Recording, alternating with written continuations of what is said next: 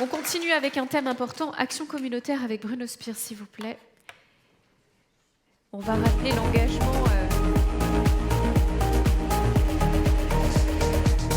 On va donc rappeler l'engagement de nombreux acteurs hors hôpital dans la lutte contre le VIH. Là aussi, c'est important de parler de ces acteurs.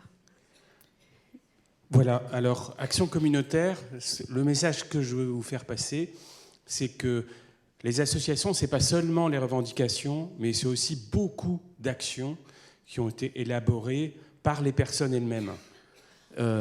Alors évidemment, il y en a plein, et donc moi j'en ai choisi une seule, parce qu'il faut gagner du temps. J'ai choisi celle qui me parlait le plus personnellement, qui est l'Université des personnes séropositives, qui s'appelait avant l'Université des personnes en traitement. Et pour moi, je me suis beaucoup engagé là-dedans. Ça m'a beaucoup aidé. Quand j'ai appris mon affection, en 1997, c'était le moment où les trithérapies arrivaient.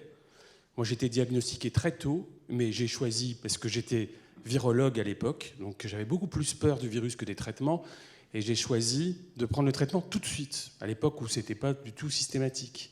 Et je me suis rendu compte que c'était super compliqué et qu'il y avait beaucoup de problèmes pour observer c'est ce qu'on nous disait toutes les 8 heures à jeun, etc. C'était la galère. Et beaucoup de mes amis de aide partageaient la même chose. Donc on a décidé de monter de l'autosupport autour de la séropositivité. On a d'abord fait des week-ends qu'on appelait thérapeutiques.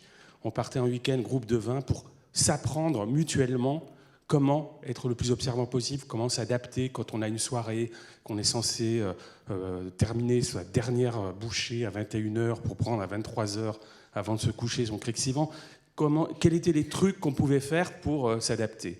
Et puis après, on a fait une version beaucoup plus grande, autour d'une 50-60 personnes, où on préparait le programme avec les personnes en amont, un événement national qui continue aujourd'hui, qui s'appelle l'Université des personnes séropositives. Et là, vous avez une photo c'est une dans la région sud-ouest.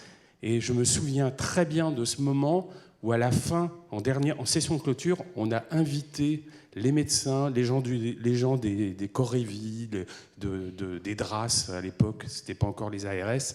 Et c'est les personnes qui étaient sur scène et qui expliquaient aux décideurs leurs besoins et qu'est-ce qu'il fallait changer. Et donc les professeurs étaient les personnes atteintes et les élèves étaient les professeurs. Et donc ça, c'est un souvenir très marquant pour moi. Et juste pour terminer, c'est qu'on va encore aller plus loin cette année avec Aide, SIDAction et d'autres associations.